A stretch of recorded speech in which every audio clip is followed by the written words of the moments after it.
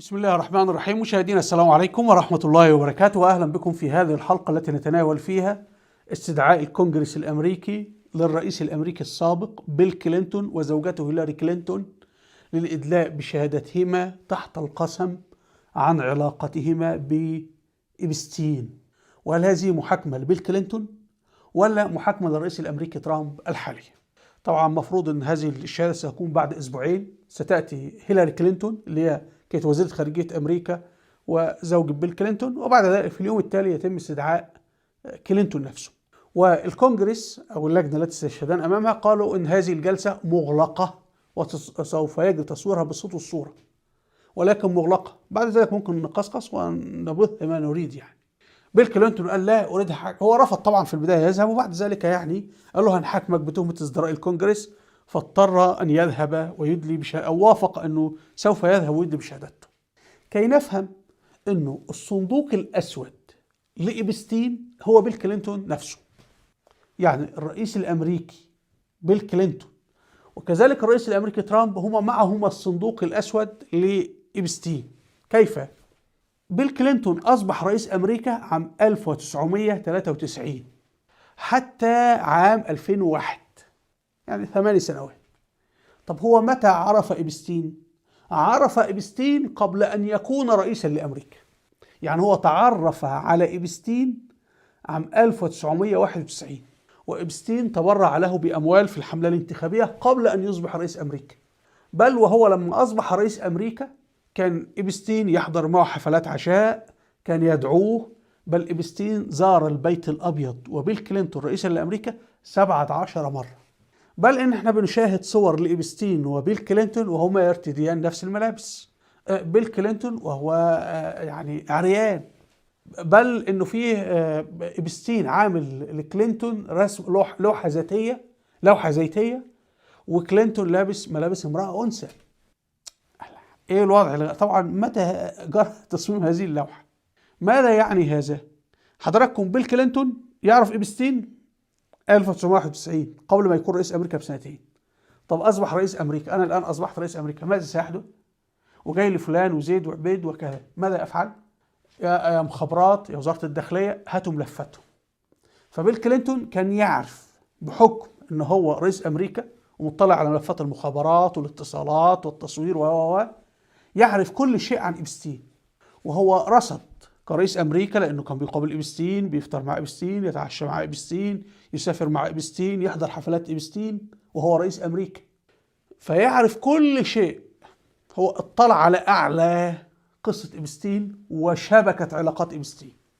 وإبستين اشترى الجزيرة اللي عمل فيها كل المصيب دي كلها 1998، وبيل كلينتون رئيس أمريكا. يعني بيل كلينتون ترك بعد ذلك رئاسة أمريكا ب3 سنوات. فبالتالي وإبستين بيبدأ يشق طريقه نحو العالمية وحكم العالم، أو هو كان سكرتير يعني رئيس العالم، بلاش نقول أو سكرتير حاكم العالم، يعني مدير مكتبه يعني، وعنده كل خط. فبيل كلينتون كان مطلع على هذا بحكم الصداقة، بحكم زيارة الجزيرة، بحكم أنه كان بيركب طائرة إبستين ركبها أكثر من مرة، بحكم كذا، وبحكم الاطلاع على أجهزة المخابرات. فهو كان في موقع ومنصب يمكنه من الاطلاع على كل شيء يخص إبستين، اتصالات ومراقبات ورسائل إلكترونية وغير ذلك. فبيل كلينتون الآن هم يقولون له تعالى، الحزب الجمهوري اتباع ترامب، تعالى يا بيل كلينتون قول لنا مين اللي مشغل إبستين.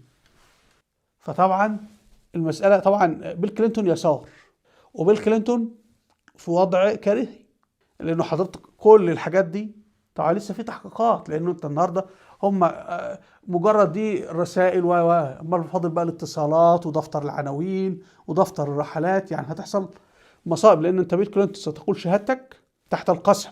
المفروض ان بيل كلينتون متهم لانه يعني محكوك في هذه القصه اصلا.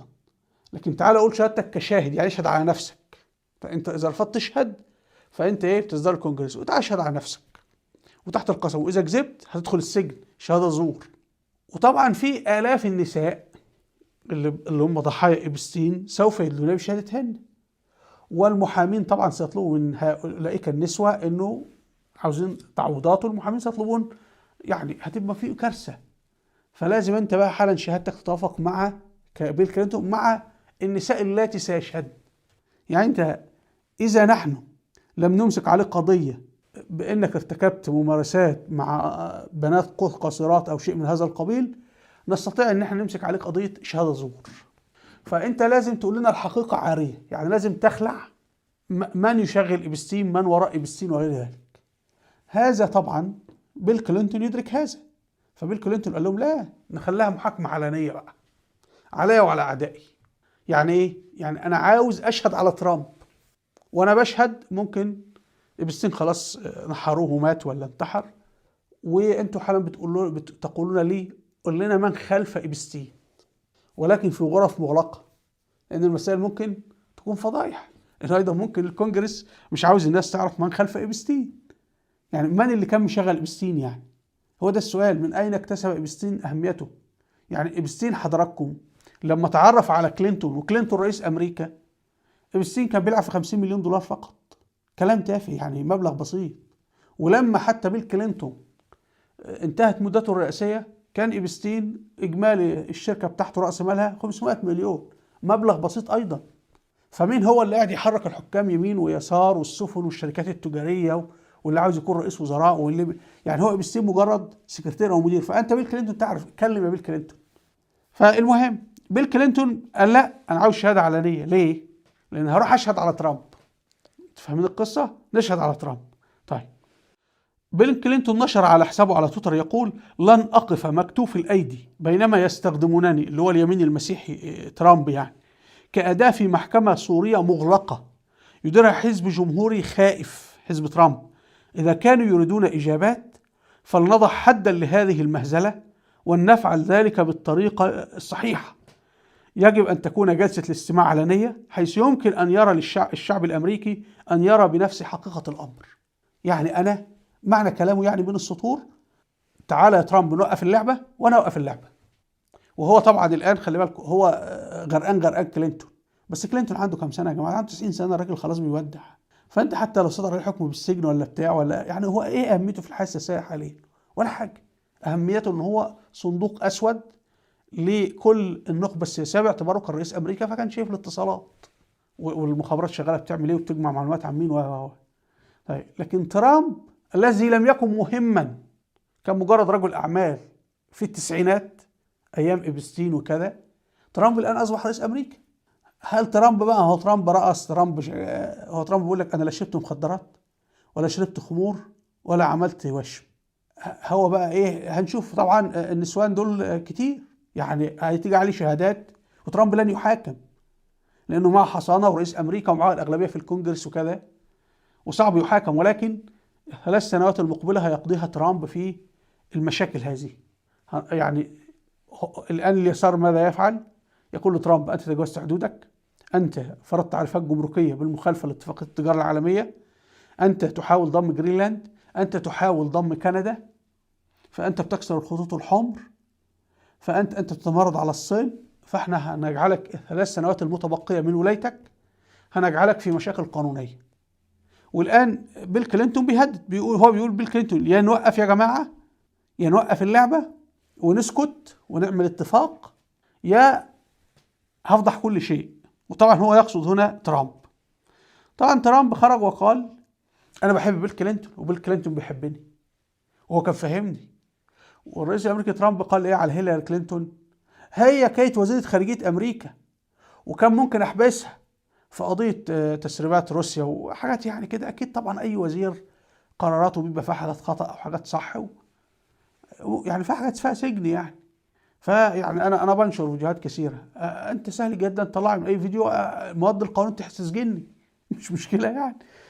فهنا هو ترامب نفسه بيهدد: أنا يا جماعة أنا كان في يدي إن أسجنك يا هيلاري كلينتون، ولكن قلت أنت امرأة. هذه تصريحات ترامب: أنا قلت أنت امرأة وأنت كنت وزيرة خارجية أمريكا، وعيب إن أنا أدخلك السجن، فخليك يعني إيه بنت ناس. وكم ده طبعا من سنة تقريبا. طيب بيل كلينتون رجع نشر تدوينة تانية وقال: الآن يقول رئيس مجلس الإدارة كومر، اللي هو رئيس اللجنة اللي هتكون باستجوابه، إنه يريد كاميرات للتسجيل يعني، لكن فقط خلف الأبواب المغلقة. من المستفيد من هذا الترتيب؟ يقصد ترامب يعني. ليس ضحايا إبستين الذين يستحقون العدالة، ولا الجمهور الذي يستحق معرفة الحقيقة، إنه يخدم مصالح حزبية بحتة. هذا ليس تقصيا للحقائق، بل هو تسييس محض. يعني بيل كلينتون رجع مرة أخرى ويتكلم إنه خلوها علنية. يعني هو يقول لترامب لم الدور. ثم كتب بيل كلينتون: لقد طالبت بالإفراج الكامل عن ملفات إبستين، وقدمت إفادة خطية تحت القسم بما أعرفه. طبعا الإفادة الخطية بيبقى مفكر يعني. وفي هذا الأسبوع وافقت على المثول شخصيا أمام اللجنة، لكن هذا لا يزال غير كافي للجمهوريين في لجنة الرقابة بمجلس النواب. طب بيل كلينتون خايف من إيه؟ يعني ماذا هو كان رافض يذهب أصلا، وبعدين قال لهم طب هكتب لكم، وبعدين الآن طب خلاص طالما انتوا هتولعوا في المعبد بقى فأنا عاوز إيه؟ أفتح البحري. ترامب باعتباره رئيس أمريكا عنده الصندوق الأسود لإبستين والبيل كلينتون، إن أنت رئيس أمريكا فعندك تقارير المخابرات والفيديوهات والتسجيلات لكل اللي إبستين تعامل معهم وللي بيل كلينتون نفسه. يعني ملف بيل كلينتون وكل اتصالاته وكل تحركاته في البيت الابيض لما كان رئيس امريكا وبعد ما كان رئيس امريكا كلها تحت بصر ترامب، لانه ترامب رئيس الدوله. فبيل كلينتون يعرف الصندوق الاسود لترامب، وترامب يعرف الصندوق الاسود لبيل كلينتون. انت فاهمين القصه؟ فاحنا نفتح. فهو بيل كلينتون يقول لترامب اغلق الموضوع.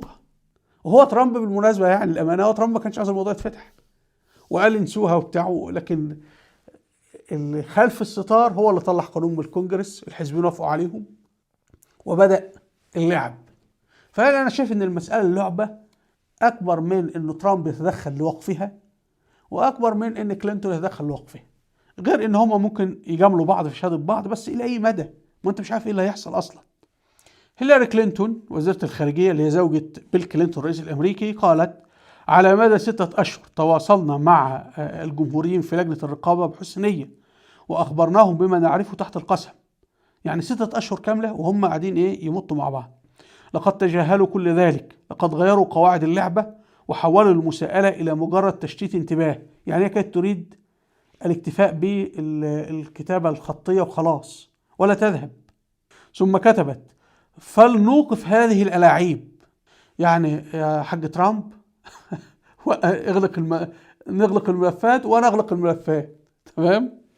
فنوقف هذه الألاعيب. إذا كانت تريد اللي هو رئيس اللجنة اسمه جيمس كومر فلنخوضه علنا. أنت تحب الحديث عن الشفافية، لا شيء أكثر شفافية من جلسة استماع عامة مع تشغيل الكاميرات. سنكون هناك. طبعا يا إما أعتقد إما هتكون الجلسة علنية غصبا يعني تحت سيف الحياء، أو سيجري تسريبها، او الصحافه، لانه انت بتتكلم اللجنه هذه فيها اعضاء جمهوريين واعضاء ديمقراطيين وهتكون فيها تسريبات فضائح، فالصح تكون تحت الصوره. انا اعتقد ان اللي حرك قضايا إبستين، قضايا إبستين متى تحركت يا جماعه؟ قضايا إبستين تحركت في عهد ترامب الفتره الاولى. لماذا؟ للضغط على ترامب. هم لما عاد ترامب للرئاسه حركوها مره اخرى. وفضائح إبستين يعني نلاحظ كده ان فيه قسمه داخل امريكا، قسمه اليمين اللي هم حركه لنجعل امريكا عظيمه مره اخرى، ماك امريكا جريت اجين، ترامب وستيف بانون وهؤلاء، واليساريين هيلاري كلينتون واوباما وبيل كلينتون وهؤلاء. واضح ان المعركه بينهم معركه شديده، فهم استخدموا هذه الملفات. هي الملفات طايله هذا وطايله هذا، هم الاثنين مترابطين فيه، تمام؟ فالمهم فهم استخدموا هذه الملفات في الجولة الأولى لترامب لإشغاله وتعطيله وعرقلته. وترامب قال هذا، قال هؤلاء دولة عميقة ولعبوا معايا ألاعيب وكذا، ولكن أنا الآن في الدورة الثانية أنا فاهم اللعبة، الموظفين والبيروقراطية والكلام ده، فأنا سوف أشتغل أسرع. فبدأ بقى عاوز يضم جرينلاند، عاوز يضم كندا، يعني بدأ يتكلم في مشاريع كبيرة. فورا بقى افرجوا عن الملفات وطلعوا قانون من الكونجرس بالافراج عن الملفات، والحزبين مع بعض اتفقوا على ذلك. وواضح انه ما عندهم مشكله اللي خلف هذا الموضوع، ليس عندهم مشكله انه يضحوا ببيل كلينتون وهيلاري كلينتون، يعني يتحرق دمهم، يتحرق اعصابهم، يتعبوا نفسيا، يتحكم عليهم بالسجن وبعدين يخرجوا، او ممكن يتحكم عليهم بالسجن ويدخلوا السجن. يعني ما مهتم، لان هم خلاص يعني ورقة محروقة، الناس دي عجزت وكبرت في السن. لكن ما في مشكلة إدخالهم السجن، ولكن هذا سيؤدي إلى إضعاف ترامب جماهيريا